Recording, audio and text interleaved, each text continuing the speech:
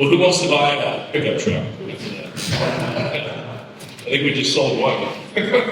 So I'm going to start with story time here. And does anybody in this room know me for robot stuff, for autonomous vehicle stuff? A couple hands? Okay. So that's basically what my career is all about right now, is things that move by themselves, or, and I guess we count for robots and autonomous vehicles. So I'm going to tell you a little bit about how I got started. One of the first areas that I got to cut my teeth was actually at the Jacksonville Transportation Authority, where Maria and I share that on our resume. One thing she left off of her introduction is a career as a Georgia Tech engineer. So hang on to that one. We'll see that again in a minute. And so that was a challenge. Imagine being there 7 years ago, or Cheryl was it 8 years ago, and the Jacksonville Transportation Authority says, hey, we have an idea. We're going to be the nation's leader in autonomous mass transit. And all you can do is try to fight the laugh and hold it down, but it still comes out a little bit. Well, fast forward, it seems like it's happening. Then imagine when Greer took the office, and you've been there 4 years now? 4 years ago, that she hatches this crazy plan. Not only are we going to be the nation's leader in autonomous vehicles, but we're going to build them ourselves. And I think there had to be some other people that were trying to hold that laugh down again. Well, fast forward again, does it seem so far away? So one of the things that ties it together is having the humility and the team building to find the right people. And learning from what you see others do. So many don't remember, I know we have some gentlemen in the second row here from Tampa, that at the same time Jacksonville was making the claim that they would be the first, our sister city, our competitor, was our neighbor here in Florida. Tampa was saying the same thing. They took a different approach. They partnered with big corporates. They brought in Tesla and Google, and it sounded very sexy, and it was going to win. But they didn't have a focus on operational capacity.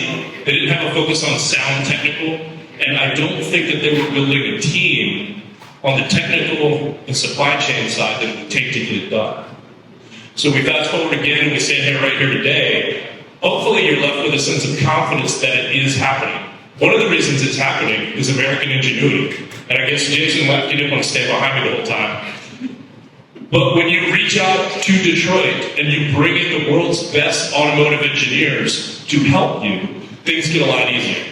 So that's kind of the setup for my conversation today. I will tell you that I got to see that little Firefly vehicle in person when we started coming up with the concepts for JTA's driverless car practice. One of the first pilgrimages I made was I went out to Google to X Labs before they launched Waymo. And I did a lot of behind-the-scenes learning and touring. And one of the vehicles they showed me was that little Firefly vehicle. And until today, I didn't know that Roush built it. So there's plenty of surprises here in this industry. We have to kind of work across the aisle and team build. So what I'm going to talk to you about today is the presentation. Okay. So what I'm going to talk to you about today is another example of building it yourself and doing it right here in Jacksonville. So our story was 3 years ago, I had a customer that hired my engineering company to design a robotic factory. At the same time, they did a joint venture with a very famous company that was good at electrifying vehicles, John Deere. They said, Chang Robotics, you guys design and build the factory. John Deere, you make it electric. That was going to be the split, the strategic partnerships. Fast forward, the John Deere stack was a little too technical for what they could handle. And now you've seen from Jason and Roush what some of the elements that go into it are.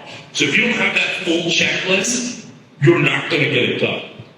So it didn't work with Roush. The project came over to us, and that CEO asked me, hey, Matt, I want you to build my electric vehicle.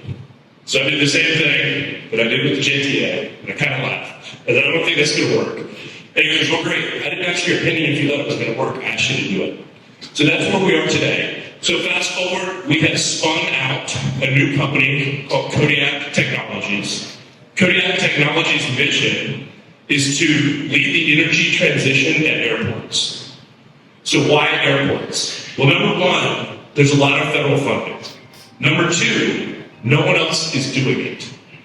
And number three, it could only be done by some engineers that are crazy enough to think they'll pull off a first-of-a-kind thing. But that is going to continue to be a pattern throughout the day today. So, this is Kodiak Tech, and we're starting with the most rugged application that you can in battery electric. It's the industrial snowblower that is responsible for clearing off runways at airports during a snowstorm. So, what's a common perception of EV? Hey, it seems sexy, but does it work in the cold? The answer is, this is designed for minus 20. Minus 20F is the design. Hey, it's great, but I have range anxiety. This has a 600 kilowatt onboard generator. Okay, well, I don't think it's going to be able to be robust enough. This exceeds the FAA regulations of what the vehicle can do by 15%. Should I remind you something about that? Thanks. So we'll start off with why. Is anybody in here a frequent flyer? Keep your hands up if you've seen the de-icing equipment in the winter. Okay, so that's kind of an advent of the last 20 years. Over the last 20 years, the aviation industry has said, hey, we're tired of ice buildup on planes. Let's move towards de-icing. Now if you fly, certainly from Detroit in the winter, but anywhere in the cold in the winter, you're going to get de-iced. The next regulation following on behind that is keeping the airports themselves de-iced and de-snowed. So let's keep these things up. And now more than ever, the airlines, the pilots, the flight attendants, and the passengers need the airports to be reliable and open and make the flights to be on time. So this is the critical link of being able to do that. Looks like we're having trouble with the deck, so I'll just tell it to you until somebody give me a hand signal when we get there. All right, next slide. So these are all the airports in the U.S. that are under the FAA's purview. And all of these airports receive and are eligible for federal funding. So why does that matter? It's just like the interstate system. Does a state have to comply with the interstate system rules by the federal government? The answer is no, they don't actually. But they do if they want $1 of federal money. So do we know any states out of the 50 in the U.S. that aren't taking federal money for their highways? No, we don't. They're all on the same system now because they want the federal subsidy to help them build, expand, modernize, maintain. Next. So we have, these are the airports, and it breaks down like this. There's over 500. Well, it may not be intuitive because we're lucky enough to be in Florida having this conversation, but on the upper right is the snow map. So if your airport is in that snow map, you better be compliant with winter safety operations. And we've drawn it down there on the bottom so you can see just where it is. It includes all of New Mexico, most of Texas are inside the snow belt. And so what does that mean? It means that 73%, 381 airports, have to have a snow operation plan. So why we started trying to lead the energy transition at airports with the most challenging use cases, if an airport converts their snow fleet to electric, they can then do everything. Jet tuggers, fire engines, baggage handling, and all the different ground operations that you see at airports.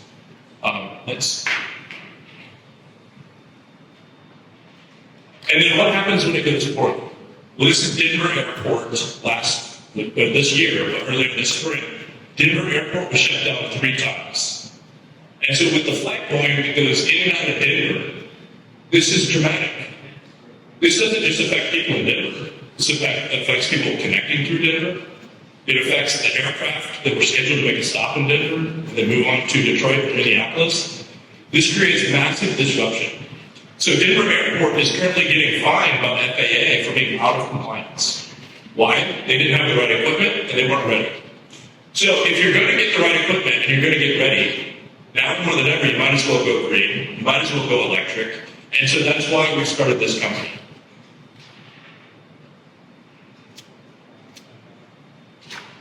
So when I was starting a company, I got some great business advice. And it's not my first time starting a company, but each time I try to get a little better. So the 2 pieces of advice I got were, be a market leader, have a monopoly. So a monopoly is bad if it's the telephones, right? It's bad if it's the airlines. But it's not bad if it's a new technology that's entering the marketplace. And so, to be a market leader, what we did was we partnered with a 50-year-old brand called Kodiak America. They've been producing this equipment for 50 years. We have a full book of customers. We understand what the mechanical failures are, what the operation conditions are, maintenance conditions, warranty, etc. So we already understood what it meant to be in the marketplace. And Kodiak America is currently distributed to 8 different countries around the world. And they manufacture both in the United States and in China. We keyed in on the US part because selling to the federal government, we have something in common with Roush and JTA. It must be made in USA. So we said, all right, it's going to be American made. We're going to pull on the legacy of 50 years of experience. Market leader. The second is monopoly. Are we the only company doing this? And since we're going after the most challenging use case in the world, we are the only company doing this. We kept the company in skunk works for 2 years. We didn't want to go talking about it too much in case our competitors got wind of it and tried to catch us. But fast forward till today, we have a partnership with Roush. That makes me feel very confident that we're going to get it done. We've built a great team and recruited executive staff and team leadership across the organization. That makes me feel confident that we've got it done. We have started fundraising and already closed our first round of fundraising. That makes me confident that we're going to get it done. And so as we build these things one step after the next, some of it's about discipline. Was anybody here for Andrew Rush yesterday when he announced his new startup? Got a couple hands?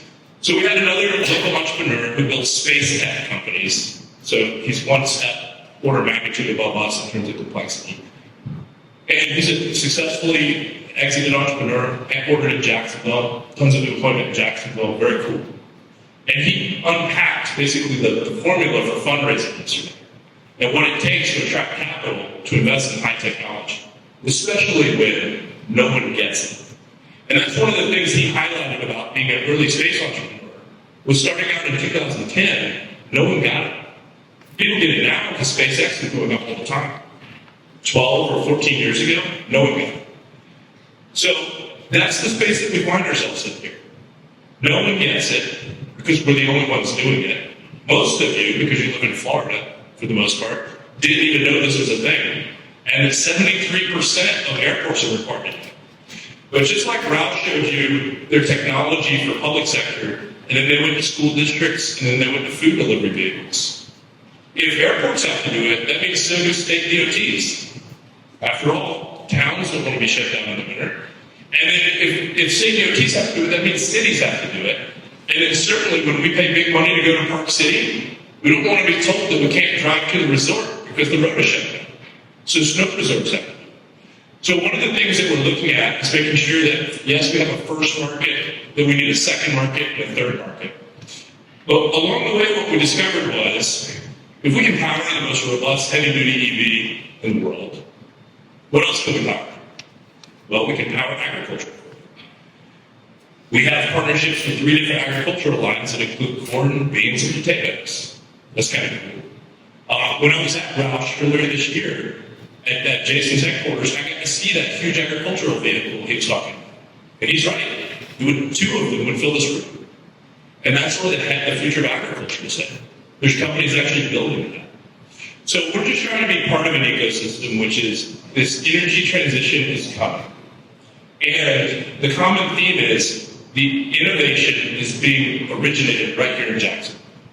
And that's something that I bet most people in the room weren't familiar with, is that whether it's public sector, like JTA, and Greer and her team, they roll up their sleeves and they decide to build it themselves. Or if it's private sector companies like mine, we roll up our sleeves and say we're going to build it ourselves.